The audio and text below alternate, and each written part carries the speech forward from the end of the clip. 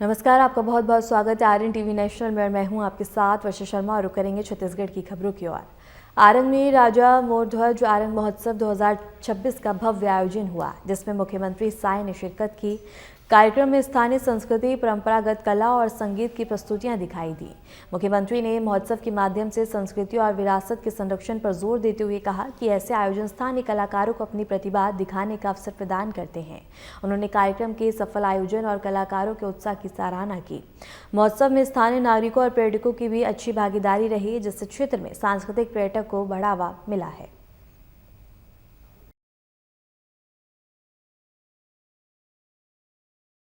बोलिए बागेश्वर बाबा की, बागेश्वर बाबा की, राजा मोर ध्वज की, राजा मोर ध्वज की, भारत माता की, छत्तीसगढ़ महतारी की। आज राजा मोर ध्वज के नगरी आरंग के पवित्र भूमि में राजा मोर ध्वज आरंग महोत्सव 2026 के समापन समारोह में मंच में विराजमान हमारे प्रदेश के ऊर्जावान उप मुख्यमंत्री आदरणीय श्री अरुण साव जी, हमारे रायपुर के लोकप्रिय सांसद श्री बृजमोहन अग्रवाल जी, हमारे प्रदेश के मंत्री आदरणीय गुरु खुशवंत साहिब जी, हमारे दुर्ग के लोकप्रिय सांसद श्री विजय बघेल जी, मंच में विराजमान धर्मगुरु बालदास साहिब जी, आदरणीय राजीव लोचन महाराज जी, विधायक मोतीलाल साहू जी, रोहित साहू जी, इंद्र कुमार साहू जी, ध्रुव कुमार मिर्धा जी, श्रीमती शालिनी राजपूत जी, जिला पंचायत कर अध्यक्ष नवीन अग्रवाल जी, नगर पालिका के अध्यक्ष संदीप जैन जी, जनपद अध्यक्ष सारंग श्रीमती मुरली टाकेश्वरी साहू जी, और मंच में विराजमान सबो हमार महानुभावगण और मंच से नीचे बैठे हमार सबो निगम मंडल के अध्यक्षगण, और आज के इस समापन समारोह में उपस्थित भारी संख्या में क्षेत्र के हमारे सज्जनवृंद, मातृशक्ति माता बहनी मन, युवा साथी मन, हमारे मीडिया के साथी भाई मन, अधिकारी मन, और आज बड़ा सौभाग्य कि समापन समारोह में हमारे देश के ख्यातिना मूर्धन्य कवि मन घलो उपस्थित हैं। डॉक्टर कुमार विश्वास से लेकर और ओमन के भी सबके बहुत बहुत स्वागत है, अभिनंदन है। और आप सबला ये मोर ध्वज आरंग समारोह के बहुत बहुत बधाई, बहुत बहुत शुभकामनाएं। और मोलाए में बहुत विलम्ब हुई से और ठंड के कारण कठिनाई भी हुई से ओकर में आप सबसे क्षमा प्रार्थियों। मोला विश्वास है कि आप क्षमा करिहा। और आज के अवसर ज़्यादा भाषणबाजी के नो है, हमन सब डॉक्टर कुमार विश्वास और ओमन के साथी मन ला ओमन के काबला हमन सुनबो, इसलिए और मैं ज़्यादा नहीं कहते हुए आज ये जो नगरी है ये आरंग आप सब सुने हैं, हमारे गुरु खुशन साहब जी बताते हैं और आप सबला भी मालूम है कि जहाँ त्रेता युग में प्रभु श्री राम के भी यहाँ चरण पड़ी से और बागेश्वर बाबा के जलाभिषेक करके मन पूजा अर्चना करीन है। और द्वापर में भगवान कृष्ण राजा मोर ध्वज के परीक्षा भी लेन है। आज वही बागेश्वर बाबा के हमन एकर पहली पूजा अर्चना करे हन, जलाभिषेक करे हन और पूरे छत्तीसगढ़ के खुशहाली के कामना करे हन कि छत्तीसगढ़ में ओमन के आशीर्वाद बना रहे, छत्तीसगढ़ में खुशहाली हो, छत्तीसगढ़ में सबके घर में सुख और समृद्धि हो। हमन ने छत्तीसगढ़ ला बहुत आगे विकास की दृष्टि से बढ़ा सकन, ये आज हमन पूजा अर्चना करे हन। और आप मन के आशीर्वाद से हमार सरकार मोदी के गारंटी के काम ला पूरा करत है। आगे भी हमन और अच्छा काम कर पाई, ये बाबा बागेश्वर से प्रार्थना है। और हमारे क्षेत्र के विधायक और मंत्री बहुत एकन मांग रखिन है, हमन सब काम ला धीरे धीरे करत हन, लेकिन आज के अवसर में उमन के जो मांग है, एक तो नगर पंचायत समोदा जो आज उप तहसील के रूप में काम करत है, ओला तहसील के दर्जा दिए जाही। फुल फ्लेश तहसीलदार वहाँ बैठी और जो मोर ध्वज महोत्सव पर 5 लाख रुपया शासन तरफ से मिले थे, ओला बढ़ा के 10 लाख करबो, 10 लाख मिली। और ये जो पूरा एक खेल परिसर है ओकर नाम राजा मोर ध्वज के नाम से रखे जाही। ये पूरा रेल मतलब ये जो खेल परिसर है राजा मोर ध्वज खेल परिसर के नाम से जाने जाही। और बाकी और भी कई ठन मांग है, वो मांग ला मैं विधायक जी का आश्वस्त करत हूँ कि आपके सब काम ला हमन आगे करबो और सब ला आप मन ला ये मोर ध्वज आरंग महोत्सव के बधाई शुभकामना देते हुए और देरी के लिए फिर से आप मन से मैं क्षमा चाहती हूँ, अपनी बात ला समाप्त करत हूँ। जय हिंद, जय छत्तीसगढ़। छत्तीसगढ़ के अंबिकापुर में जल जंगल और जमीन बचाने के लिए बड़ा आंदोलन किया गया। बीटीआई मैदान में सैकड़ों ग्रामीण और महिलाएं विभिन्न इलाकों से पहुंचे और रामगढ़ पहाड़ को सुरक्षित रखने की मांग को लेकर विरोध प्रदर्शन किया। प्रदर्शनकारियों ने तख्तियां लेकर अपनी आवाज बुलंद की और कहा कि क्षेत्र में आने वाला रामगढ़ पहाड़ खतरे में है और इसे बचाने की तत्काल जरूरत है। यह आंदोलन बता दें कि हसदेव बचाओ संघर्ष समिति के बैनर तले आयोजित किया गया। प्रतिनिधियों ने सरकार को 1 महीने का अल्टीमेटम देने की बात कही है और चेतावनी दी है कि यदि इस अवधि में कोई ठोस निर्णय नहीं लिया गया तो अंबिकापुर में अनिश्चितकालीन प्रदर्शन किया जाएगा। ग्रामीणों और महिलाओं की इस भागीदारी ने आंदोलन को मजबूती और सार्वजनिक समर्थन प्रदान किया है।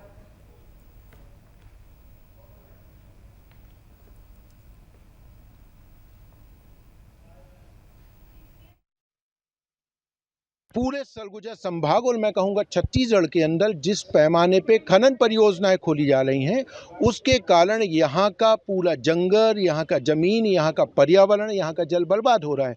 और दुखद बात ये है कि ये जो खनन खोलने की प्रक्रिया है, इस प्रक्रिया में जो आदिवासियों के संवैधानिक अधिकार हैं, जो ग्राम सभाओं के अधिकार हैं, इन ग्राम सभाओं के अधिकारों को कुचल के काम हो रहा है। आप देख लीजिए कि हसदेव में 5 साल से लोग ये कह रहे हैं कि ग्राम सभा का फर्जी प्रस्ताव करके वन स्वीकृति हासिल की गई है, लेकिन उसको निरस्त नहीं किया गया, पेड़ काटा जा रहा है।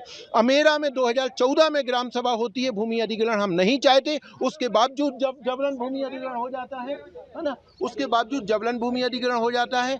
आप देखेंगे कि जिस पैमाने पर आप मदन नगर इलाके में कि कोल बैलिंग एक्ट लगा के आप जो है भूमि अधिग्रहण कर रहे हैं बिना ग्राम सभा की सहमति के।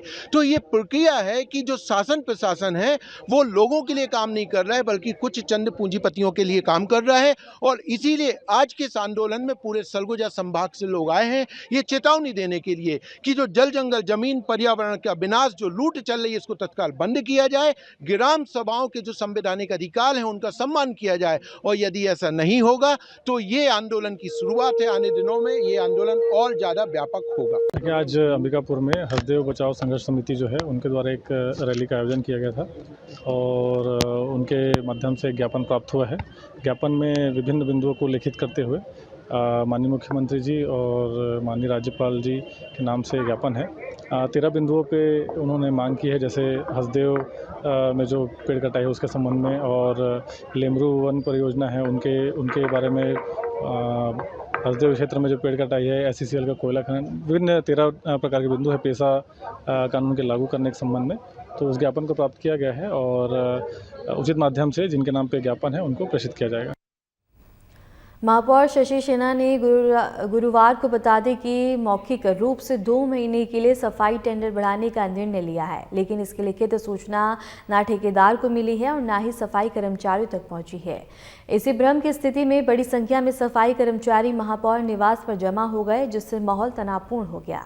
महापौर ने कर्मचारियों पर नाराजगी जाहिर की, लेकिन बाद में स्पष्ट किया कि सफाई टेंडर से जुड़ा पत्राचार नगर निगम अधिकारियों की जिम्मेदारी है। अधिकारियों की लापरवाही के कारण प्रक्रिया समय पर पूरी नहीं हो सकी है। स्थिति की गंभीरता समझते ही महापौर ने 2 महीने के लिए टेंडर बढ़ाने का निर्णय लिया है। ठेकेदार बता दें कि जाहिर खान ने बताया है कि पिछले 2 महीनों से टेंडर बढ़ाने के लिए पत्राचार किया जा रहा था, लेकिन महापौर स्तर पर कोई निर्णय नहीं लिया गया। फिलहाल टेंडर बढ़ाए जाने के बाद शहर की सफाई व्यवस्था सुचारू रूप से चल रही है। देखिए, विषय बहुत सादा और सिंपल है। मेरी कंपनी को काम पिछले वर्ष मिला 16 जनवरी 2025 से 15 जनवरी 2026 तक हमारी निविदा थी। एग्रीमेंट था नगर निगम रिसाली के साथ, और इसकी पूर्व सूचना मैं 1 महीने पहले लगभग 17 दिसंबर को ही मैंने कार्य समाप्ति के विषय में आयुक्त महोदय को और सभी विभाग को ये जानकारी दी थी पत्र के माध्यम से कि कार्य हमारा 15 जनवरी को ख़त्म होगा और 16 से हम बंद कर देंगे कार्य, या तो आपका कोई आदेश प्राप्त हो। लेकिन उसके बाद किसी भी तरह का आदेश प्राप्त नहीं हुआ। फिर मैंने ख़त्म होने के 15 जनवरी को जब ख़त्म हो रहा था कार्य, उसके 2 दिन पहले भी सूचना दी, लिखित रूप में सूचना, दोनों सूचना लिखित रूप में दी मैंने कि 2 दिन बाद फिर मेरा कार्य समाप्त हो रहा है, तो बहुत एसेंशियल काम है, सफाई की अति आवश्यक सेवा है, क्या इसको रोका जाना है? तो मुझे कोई भी जानकारी नहीं प्राप्त हुआ नगर निगम रिसाली के द्वारा, इसलिए मैंने आज कल तक काम मेरा हुआ और आज से मैंने काम बंद किया था। लेकिन मौखिक आदेश आया है आज एचओ साहब का कि कार्य को जारी रखें, तो आज चालू किया है मैंने, लेकिन लिखित आदेश अभी भी मेरे पास नहीं है। मैं ये विषय इसलिए बता रहा हूँ क्योंकि हमारी कंपनी की बेसिक योजना यही है कि अति आवश्यक सेवा को कभी बाधित ना करें। मेरे यहाँ सफाई कर्मचारी निवास पर आए थे और 7 तारीख के MIC में विषय में आया था कि समय वृद्धि बढ़ाई जाए। फिर MIC में हमने आयुक्त मैडम से चर्चा भी किया कि 15 जनवरी तक इनकी समय अवधि समाप्त हो रही है, इसके पहले निविदा प्रक्रिया को जारी करना चाहिए, पर उन्होंने ऐसा नहीं किया और सीधा विषय सूची में लाया गया है कि समय वृद्धि बढ़ाई जाए। तो जनहित का मामला है और जनहित का मामला को देखते हुए हमने MIC में समय वृद्धि बढ़ाने के लिए कहा और वो पास भी हुआ। 7 तारीख के जब समय अवधि MIC में आने के बाद 7 तारीख को हमने किया है तो अवगत होना चाहिए। उन्होंने संज्ञान में नहीं लिया और सभी कर्मचारी मेरे निवास पर आए और मैंने उनसे पूछा भी कि आप की पेमेंट 10,000 है और 1 दिन का अगर पेमेंट नहीं मिलेगा तो बहुत आपको दिक्कतें होगी। फिर उन्होंने कहा कि मैडम समय पे पेमेंट मिलता भी नहीं है। मैंने कहा समय पे पेमेंट मिलना चाहिए, आपकी पेमेंट 20,000 तो नहीं है, 10,000 तक होगी या 15,000 होगी, है ना।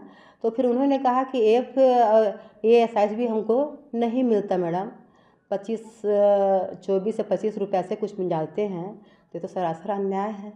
फिर मैंने कहा आपकी जनहित के मामला है और सफाई कर्मचारी हैं, आप सेवा करते हैं और वार्डों की सफाई करते हैं, आपका ये मुद्दा मैं ज़रूर उठाऊंगी। उनको मैंने ऐसे कहा और फिर ये संज्ञान में लेनी चाहिए आयुक्त मैडम को, उन्होंने नहीं लिया। एक जाई करके शासन को भेजने का प्रस्ताव MIC में लाया भी नहीं है और उन्होंने कहा था कि फाइल हमारे पास है, हम तो फाइल 7 तारीख को MIC में पास कर चुके हैं। तो मामला सरासर अधिकारी कर्मचारी की लापरवाही के कारण हुआ ये सब। खबर बस्तर से है, जहां आईजी ने बताया कि माओवादी संगठनों ने एक साजिश के तहत पहले बस्तर सबांग के अंतर्गत सैकड़ों स्कूल, आश्रम और अन्य संस्थानें ध्वस्त की थीं। उन्होंने बताया कि अब उन क्षेत्रों में सुरक्षा कैंप स्थापित किए गए हैं। इसके बाद धीरे धीरे वहां स्कूल, आंगनबाड़ी और अन्य मूलभूत सुविधाओं का पुनर्निर्माण किया जा रहा है। आईजी ने कहा कि यह प्रयास माओवादी प्रभावित क्षेत्रों में बच्चों और नागरिकों के लिए बेहतर शैक्षिक और सामाजिक सुविधाएं सुनिश्चित करने के लिए किया जा रहा है। पुलिस का कहना है कि ये कदम न केवल सुरक्षा बढ़ाने में मदद करेगा बल्कि क्षेत्र के सामाजिक आर्थिक विकास को भी गति देगा। प्रतिबंधित एवं गैर कानूनी सीपी माओवादी संगठन द्वारा एक साजिश के तहत पूर्व में बस्तर संभाग के अंतर्गत सैकड़ों की संख्या में स्कूल, आश्रम को ध्वस्त की गई थे, जहां पर माओवादी द्वारा इस प्रकार का नकारात्मक गतिविधि किया। उन क्षेत्र में भी नवीन सुरक्षा कैंप स्थापना होने के पश्चात स्कूल निर्माण कार्य, आंगनवाड़ी, अन्य जितना भी मूलभूत सुविधा से क्षेत्र के जनता को लाभान्वित की जा रही है।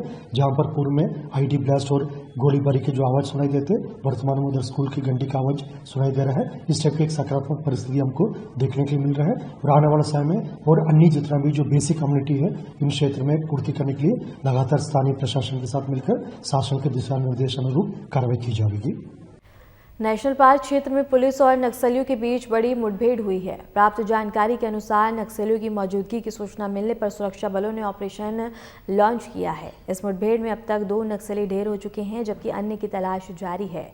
इस ऑपरेशन में DRG जवान भी शामिल है और इलाके में लगातार सर्च अभियान चल रहा है।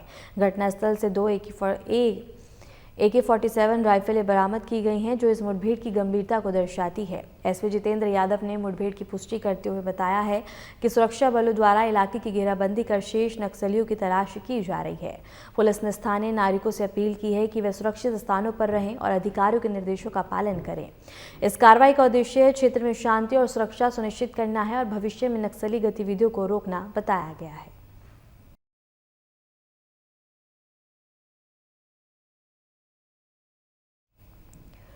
कोरबा जिले के कटघोरा थाना क्षेत्र स्थित ग्राम के एक दर्दनाक सड़क हादसा हुआ है। पैडा रोड पर बने सिंधिया बाईपास ओवरब्रिज पर तेज रफ्तार बाइक सवार की खड़े ट्रैक्टर से टक्कर हो गई। इस घटना में एक युवक की मौके पर ही मौत हो गई, जबकि दूसरा युवक गंभीर रूप से घायल है और स्थानीय लोगों ने पुलिस को घटना की सूचना दी है। घायल युवक को तुरंत नजदीकी स्वास्थ्य केंद्र में भर्ती करवाया गया।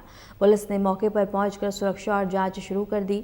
अधिकारियों ने सड़क पर तेज रफ्तार और अंधेरे में वाहन चलाने को हादसे का मुख्य कारण बताया।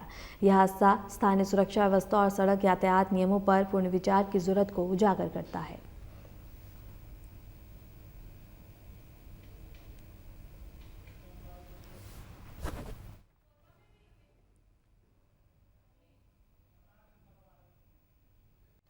फिलहाल के लिए छत्तीसगढ़ की खबरों में इतना ही और ऐसे ही छत्तीसगढ़ की तमाम खबरों को जानने के लिए देखते रहिए RNTV नेशनल।